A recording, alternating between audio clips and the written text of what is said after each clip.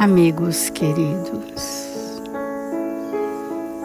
as primeiras horas desta manhã radiante em nossas vidas, em que o brilho do sol aquece nossas almas e o canto dos pássaros embala nossos sentimentos, deixemo-nos envolver pela suave melodia da música, por este ambiente sereno que nos pacifica, para juntos, num só sentimento, buscarmos Jesus em nossas vidas, para sentir a manifestação do seu amor junto à humanidade da terra.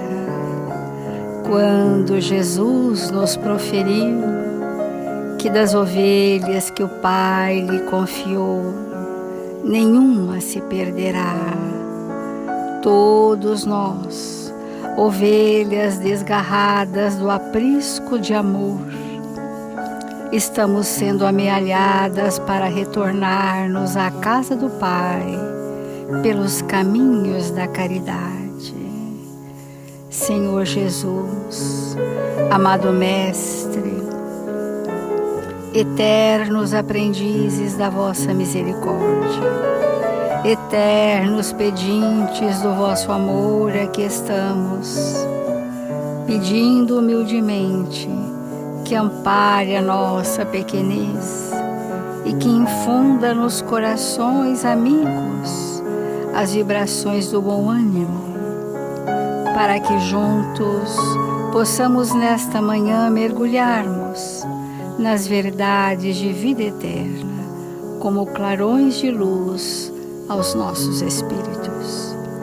Faça-nos, amigos queridos, instrumentos dignos e úteis a serviço do bem, onde quer que estejamos, hoje e sempre, e que assim seja.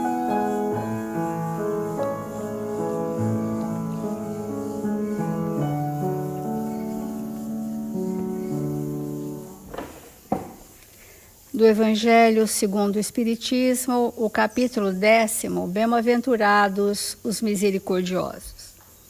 Este é o grande capítulo do Evangelho que vem nos ensinar a nos reconciliarmos com os nossos desafetos pelos caminhos do entendimento de quem somos, para percebermos o outro em espírito e verdade. Esse item, reconciliar-se com os adversários, vai entrando naquele conceito de que quando os nossos desafetos são os vínculos que nos unem, esses vínculos são emanações de pensamentos que nós desenvolvemos contrários a um relacionamento saudável. São relacionamentos de mágoas que implicam em vingança. São relacionamentos de desamor que implicam em indiferenças. São relacionamentos na base dos ciúmes e da inveja que implicam em competições desmedidas. Essas formas de vínculos que nós estabelecemos, quer seja com o encarnado ou com o desencarnado, fomenta um processo chamado obsessão espiritual, que pode ser de encarnado para encarnado, a maioria das vezes, quando recebemos no nosso ambiente íntimo os nossos desafetos, pode ser de encarnado e desencarnado, e vice-versa. O que é uma obsessão que não seja um estado de intenção de subjugação de um e passividade do outro, de poder do um e de subjugação do outro. Então, uma relação doente que facilmente se estabelece. Se nós observarmos os nossos relacionamentos comuns, isso que hoje as pessoas falam, é um relacionamento abusivo, é um relacionamento tóxico, são palavras modernas para dizer obsessão. Todos esses níveis de relacionamento são processos obsessivos, de encarnado para encarnado, porque um está querendo submeter o outro ao seu domínio, e o outro, movido pela culpa, se deixa arrastar. Há uma anuência. Não existe obsessão sem consentimento nosso. E o nosso consentimento está naquilo que nós ainda não organizamos em nós, não transformamos em nós. Esse é o consentimento. Quando o Espírito vem e inocula em mim um pensamento ligado ao meu passado, eu acolho porque esse passado não está transformado. Isso é um processo obsessivo. E o processo obsessivo, pasmem, ninguém nos resolve que não seja a nossa conciliação com as leis divinas. Nós recebemos amparo, recebemos o paliativo do afastamento temporário de um espírito, mas o processo de libertação dessa escravidão mental chamada obsessão, só eu posso fazer por mim, no meu processo de evangelização. Porque quando o espírito, encarnado ou desencarnado, insinuar as minhas más tendências e elas não estiverem mais presentes, aquilo não faz com que eu aceite a subjugação. Porque eu já estarei sem culpas. Onde estava a minha culpa do passado? Eu as transformei em responsabilidades morais. Junto a quem? A esses mesmos. Essa é a dinâmica do processo obsessivo. Então, toda vez que há um desamor, há uma obsessão. Há uma intenção maléfica. Se nós vamos atrair centenas de desencarnados, isso é consequência de um processo de sintonia. Mas o processo obsessivo é naquela trama que envolve duas pessoas e que pode arregimentar centenas de outras que pensam e sentem da mesma forma que nós. Então, o nosso processo Eurípides diz numa mensagem através do Chico, ele diz assim: aquele que conheceu Jesus já começou o seu processo de autolibertação e desobsessão natural. Conhecer Jesus não é sermos apresentados aos seus ensinamentos, né? Conhecer Jesus é estar buscando viver esses ensinamentos. E isso é o processo libertador para todos nós. O Evangelho vai dizer sobre isso. Importa, pois, do ponto de vista da sua tranquilidade futura, reparar mais depressa os erros que cometeu contra o próximo, perdoar seus inimigos, a fim de exterminar, antes de morrer, todo motivo de dissensões, toda causa fundada de animosidade ulterior, que é a obsessão. Porque aqui no item anterior está dizendo que o obsediado e o possesso são, pois, quase sempre vítimas de uma vingança anterior. Ou seja, todo desafeto é um processo que gera vingança, que gera o desamor e, portanto, o obsediado e o possesso, que são gradações de níveis de obsessão, eles se encontram vítimas da sua própria vingança. Então, olha que importante. Pode-se fazer um amigo no outro mundo, no mundo espiritual, pelo menos coloca o bom direito ao seu lado. Então, quando Jesus recomenda reconciliar-se o mais depressa com o adversário, não é somente com vistas a apaziguar as discórdias durante a existência atual, mas evitar que elas se perpetuem nas existências futuras. Às vezes uma pequena discórdia aciona tão gravemente o que eu trouxe de pior na minha personalidade que eu vou transformar uma mínima discórdia num inimigo mortal. Olha só. E aí vou arrastar séculos enredada nessa trama de prazer mórbido, né? E revezando, ora um é algoz, ora outra é vítima. Então, quando Jesus disse: não saireis de lá, desse estado, enquanto não houverdes pago até o último ceitil, quer dizer, satisfeito completamente a justiça de Deus. Então, esse pagar é tão simbólico, né? O último ceitil, os centavos, significa assim: enquanto eu não me ajustar com a lei e não restar em mim nenhum respingo do mal sob aquele aspecto, eu não me libertarei. Então, nós vamos continuar a mensagem, uma mensagem de Emmanuel, só para a gente compreender essa lição de Jesus. Só achando aqui a lição, só um minutinho.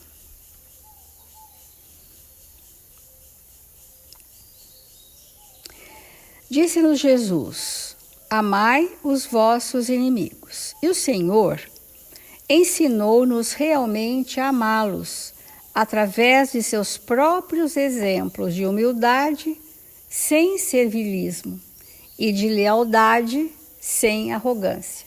Aquela certeza inabalável é fruto da experiência sobre aquele valor moral. Vamos pensar em nós, né? Nós trazemos convicções inabaláveis, porque sobre esse aspecto nós temos experiência da lei de Deus. E trazemos compreensões que ainda serão transformadas em experiências. Então, por exemplo, Jesus sabia que Judas, o discípulo incauto, bandeava-se pouco a pouco para a esfera dos adversários que lhe combatiam a mensagem renovadora. Ora, Jesus, governador espiritual do planeta, percebeu a movimentação de Judas, obviamente, que ele estava já se bandeando para outros lados. A pretexto de amar os inimigos, ser-lhe lícito afastá-lo da pequena comunidade, a fim de preservá-la. Não era assim que a gente pensa? Vou tirar meu filho daí para proteger o meu filho, porque eu só amo esse meu filho e os demais eu desamo. Então, Jesus poderia dizer: vem para cá, Judas, você está sendo vítima de si mesmo, mas ele não fez.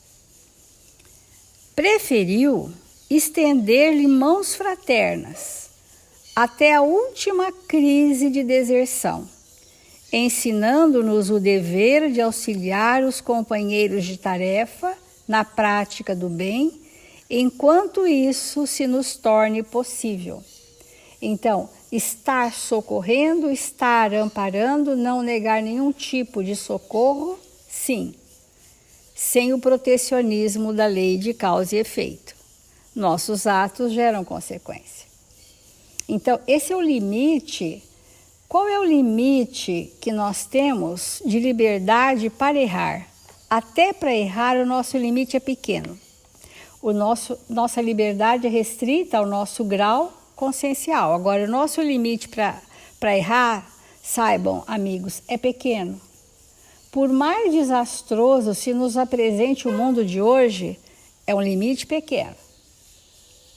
Porque seria colocar em nossas mãos armas que não sabíamos manejar. Então, é pequeno. Diante das grandes atrocidades que vemos na humanidade, ainda assim há uma restrição. A restrição é moral do planeta, do Cristo na Terra. Então, não ignorava Jesus que os supervisores do Sinédrio lhe tramavam a perda. A pretexto de amar os inimigos, então, como ele amou Judas, agora os supervisores do Sinédrio, a pretexto de amar os inimigos, poderia solicitar-lhes encontros cordiais para a discussão de política doméstica. Jesus, com seu argumento, poderia falar assim: Pilatos, vamos conversar, meu filho. Doutores da lei, vamos conversar. Promovendo recuos e concessões, de maneira a poupar complicações aos próprios amigos. Ele poderia ter feito isso. Vamos conversar, nos apaziguar, vamos ver, né? Não fez. Preferiu suportar-lhes a perseguição gratuita, ensinando-nos que não se deve contender em matéria de orientação espiritual com pessoas cultas e conscientes, plenamente informadas quanto às obrigações que a responsabilidade do conhecimento superior lhes preceitua. Ali ele estava diante de doutores da lei. E quanto mais as pessoas se sintam imbuídos dessa arrogância do seu saber, menos contenda devemos fazer, menos explicações, menos discurso, porque é esse momento em que eu tenho que ir ao encontro do outro, e se ele não me receber, o que eu faço então? Eu sacudo o pó das sandálias e bato em retirada, porque aquele espírito não está no momento de receber aquele amparo ou aquela orientação. Então, só para a gente fechando,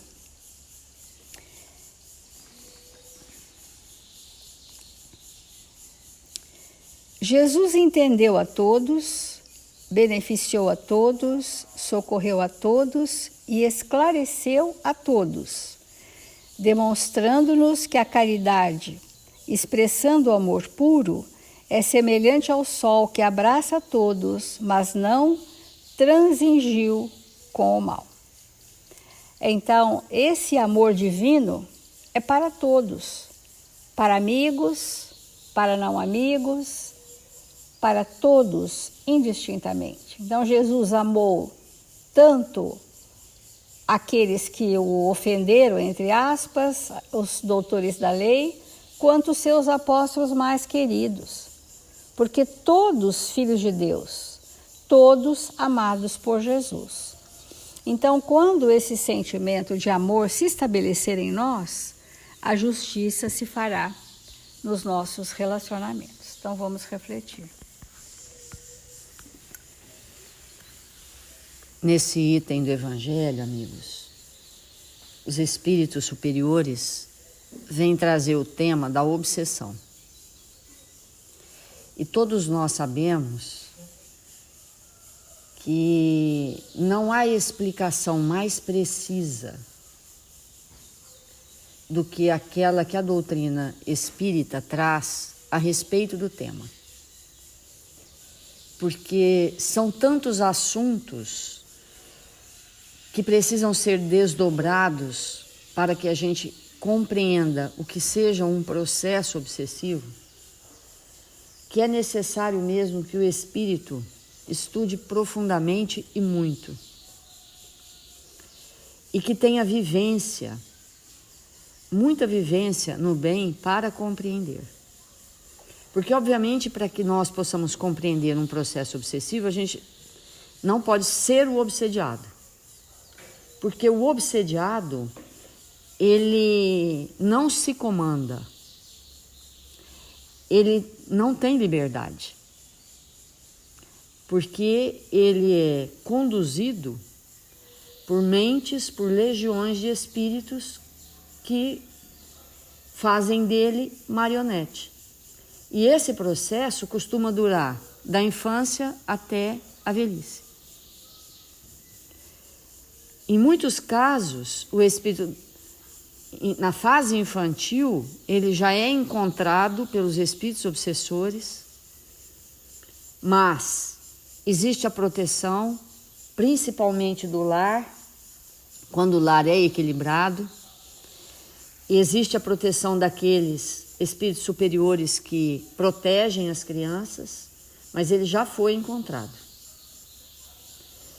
E aí vai avançando em idade, aquele processo vai se estabelecendo cada vez mais profundamente até dominar aquele campo. E uma coisa importante de nós compreendermos que não existe obsessão sem maldade. O processo obsessivo é um mal praticado por nós em algum lugar, em algum tempo, em que nós estabelecemos conexões com legiões de espíritos que pensam e sentem daquela forma e que passamos existências naquele campo de tormento obsessivo. E como nós sabemos pela doutrina espírita, existem inúmeros estágios de obsessão. E o espírito só descobre que ele passou 10 anos, 20 anos, 30 anos, 40 anos no processo obsessivo quando o processo cessa e ele se depara com ele mesmo. E aí ele entende, nossa, eu vivia num processo de dominação. Então, todo vício, sem nenhuma exceção, todos os vícios, todos, são processos obsessivos, todos, de toda a natureza. Não existe alguém que não tenha compulsão por alguma coisa, seja lá de que for, que não tenha processo obsessivo. Não existe. Porque como a Célia colocou, esse processo é um processo que vai se estabelecendo e na medida que o espírito se sente culpado, porque ele não dá conta, aí intensifica muito mais se ele não tiver um apoio, um socorro, um entendimento, se não buscar ajuda, né? Então esse assunto nem é assunto para a gente tratar em evangelho na complexidade que ele representa. Mas, como o evangelho traz o tema, é importante que a gente saiba analisar verdadeiramente a nós mesmos e perceber que muitas vezes aquilo que nós mais prezamos, porque eu penso que todo ser humano, se tem uma coisa que nós prezamos é a liberdade de escolha. Quando nós, por alguma razão, somos tolhidos de escolher, é muito complicado para o ser humano isso, porque isso nos é um direito, mas que nós mesmos perdemos quando deixamos nos entregar nas vibrações da maldade, da crueldade, da intemperança.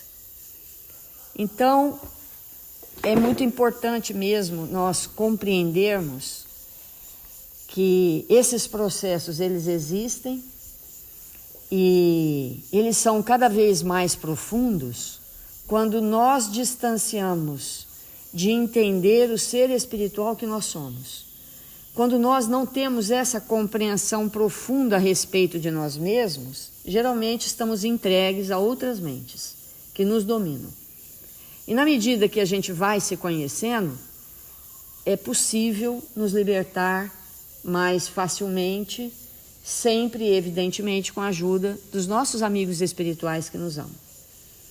Então, como o tema é perdão, e toda vez que nós conseguimos, do fundo do nosso coração, perdoar, é possível que aquele estado de perdão rompa um ciclo milenarmente estabelecido dentro de nós. Então eu trouxe um texto da Meimei, que ela conta uma história ocorrida na Europa. Eu vou ler de novo, é uma leitura, porque quando é uma história a gente tem que ler, né? Então eu vou ler, mas com o intuito de desdobrar o assunto que ela traz em relação a processos obsessivos e o perdão.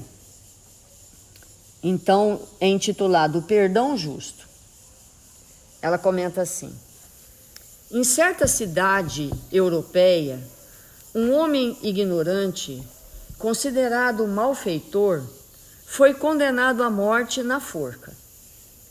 O juiz fora severo no julgamento. Afirmava que o infeliz era criminoso e que só a pena última podia solucionar-lhe a situação.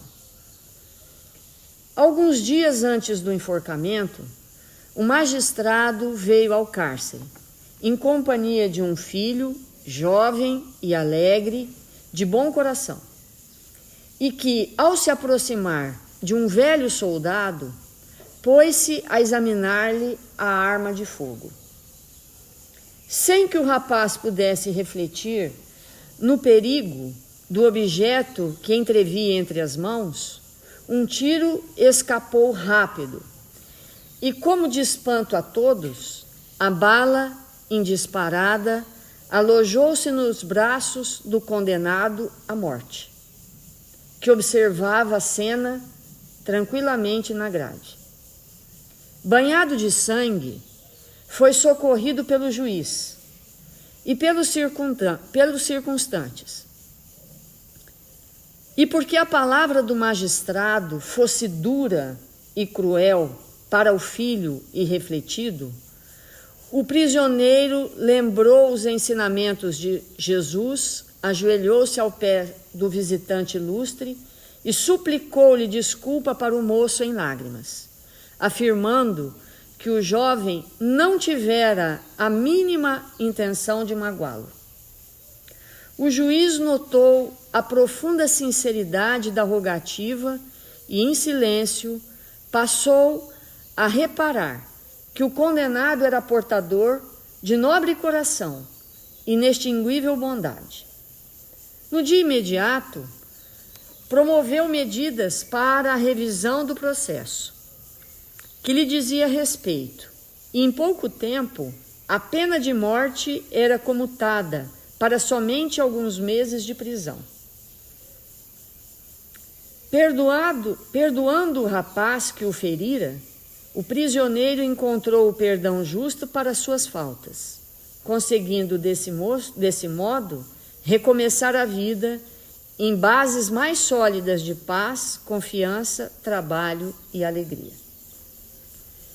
Então esse texto, ele vem dizer para nós algo assim muito importante. Às vezes, na nossa existência, vamos imaginar esse senhor que estava preso e condenado à morte. Para ele ter chegado ali, vamos imaginar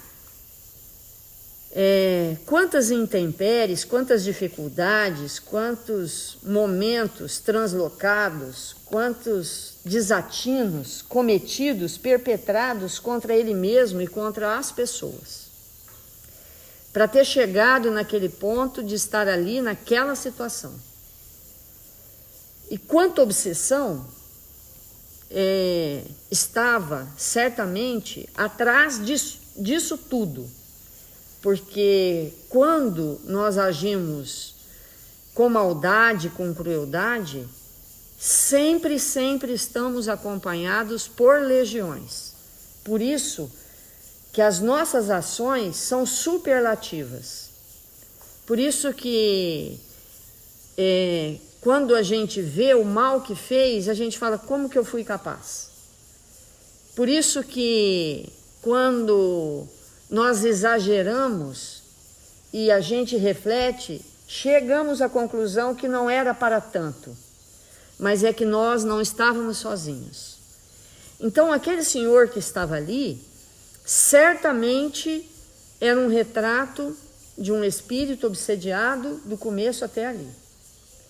Mas a qualquer momento da nossa vida, nós podemos cortar esse processo tendo uma atitude e um gesto que contraponha tudo aquilo que vai dentro de nós.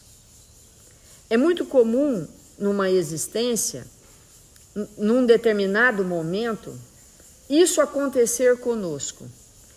É comum aqui na nossa casa a gente receber pessoas que dizem assim, olha, eu perdi o emprego, depois que eu perdi o emprego, meu filho ficou doente, quando meu filho sarou, a minha esposa desencarnou. Então, uma sessão de coisas que a gente fala, gente, tudo de uma vez, como que pode uma pessoa receber da vida, num tempo tão curto, coisas que mexem e desestruturam tanto.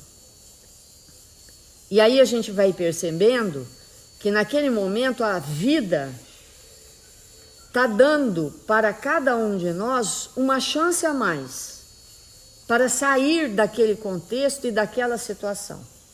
Aquele senhor ali, ele poderia ter pensado assim, bom, eu vou morrer amanhã, enforcado, só essa que me faltava, agora receber esse tiro e ficar aqui sangrando até esperar o dia da situação fatal. E naquela hora se revoltar num estado extremado. E não perceber que aquele tiro vinha em socorro às suas necessidades reais, para que ele tivesse um momento de lucidez antes daquele fato X. E isso muitas vezes acontece conosco. E nós não entendemos que aquilo que parece ser o terrível do terrível é a nossa chance derradeira. É o momento que nós temos de acordar para o que há de melhor em nós. E que talvez aquela ação seja aquela que realmente irá nos salvar. Embora nem sempre vamos ter um olhar com essa amplitude. E sim, nós vamos dizer, mais isso. Então, se nós fôssemos olhar para a história daquele espírito, ele é salvo no último instante, porque ele é tomado por um sentimento de piedade por aquele jovem, e olha o que ela fala antes, bom e alegre. Aquela bondade que invadiu aquela prisão, que não estava escrito na camiseta dele, ou no boné, despertou nele um ato de piedade e interferiu em favor e o salvou. Então, a qualquer momento, nós podemos ter um gesto de pacificação, um gesto de bondade, e aquilo ser suficiente para romper um processo milenar. Porque Deus opera 25 horas por dia. É evidente que ele não recebeu só aquela chance naquele dia. Com toda a certeza, ele foi recebendo vários tiros, entre milhões de aspas, ao longo da sua vida. Mas foi aquele que ele despertou. No primeiro, talvez ele tenha trucidado. Então, são esses os momentos de entendimento para a gente romper com esses processos. Vamos refletir sobre isso. Fazer a nossa prece.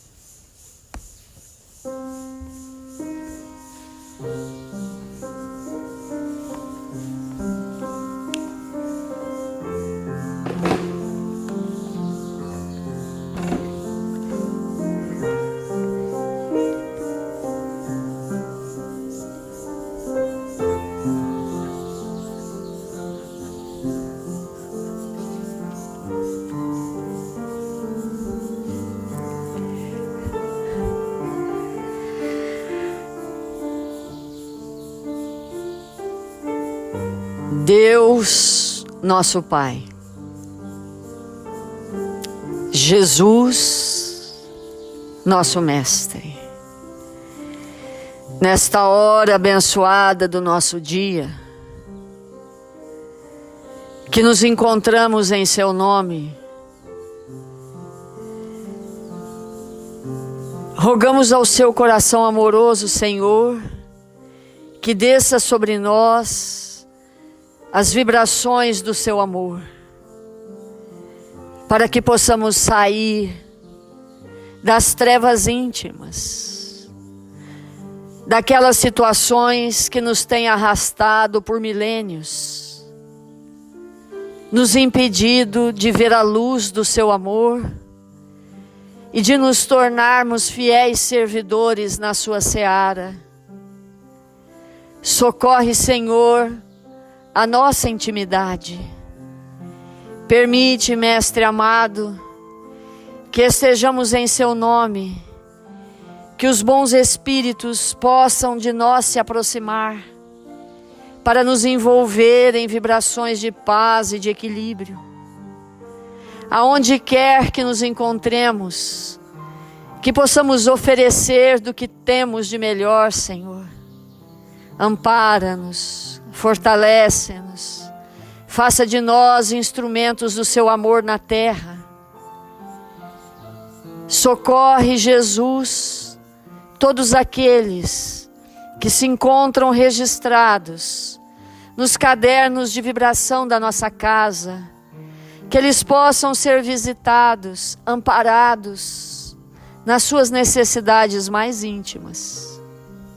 Que nesta hora, Senhor, nós possamos igualmente doar do que temos de melhor, do nosso ectoplasma, para que estes irmãos possam socorrer aqueles que sofrem.